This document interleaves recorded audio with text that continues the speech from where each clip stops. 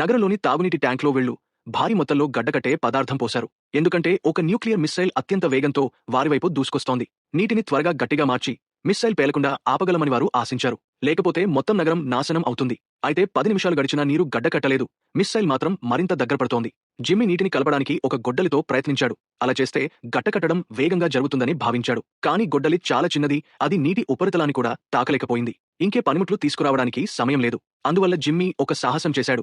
అతడు వెంటనే నీటిలోకి దూకి గొడ్డలితో గడ్డకట్టే పదార్థాన్ని కలపడం ప్రారంభించాడు. ఇది నిజంగా బాగా పనిచేసింది. కానీ ఆ నీరు ఇసుకలో మునిగిపోయినట్లుగా అతనిని బిగించేసింది. ఎంత ప్రయత్నించినా బయటపడలేకపోయాడు. దానికంటే భయంకరమేమంటే మిస్సైల్ ఇప్పుడు కేవలం 1 కిలోమీటరు దూరంలో ఉంది. అది జిమ్మీ ఉండే చోట పడితే అను పేలుడు తప్పదు. ఆపద సమయంలో అతని సహచరులు ఒక హెలికాప్టర్ను తీసుకొచ్చారు. వారు కిందకు ఒక సేఫ్టీ తాడు వదిలి జిమ్మీ దానిని గట్టిగా పట్టుకుని హెలికాప్టర్ శక్తితో పైకి లాగాలని అనుకున్నారు. కానీ ఆశ్చర్యంగా ఆ గడ్డకట్టే పదార్థం అతన్ని బాగా పట్టుకుంది. హెలికాప్టర్ గరిష్ట శక్తితో లాగినా జిమ్మీ కదలలేదు. సహచరులు తీవ్ర ఆందోళనకు గురయ్యారు. సమయం చాలదు.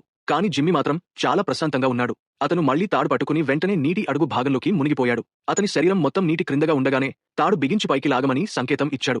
ఈసారి అతని మొత్తం శరీరం నీటిలో మునిగిపోయినందున గాలి, నీరు మధ్య ప్రెషర్ తేడా లేదు. కాబట్టి హెలికాప్టర్ అతన్ని సులభంగా పైకి లాగగలిగింది. అచ్చం ఆ సమయంలో మిస్సైల్ జిమ్మీ కొద్ది సేపటి క్రితం చిక్కుకున్న స్థలాన్ని తాకింది. ఆ విధంగా సాధారణ ఫిజిక్స్ మరియు కెమిస్ట్రీ జ్ఞానంతో వారు నగరంలోని 30 లక్షల మంది ప్రాణాలను రక్షించారు.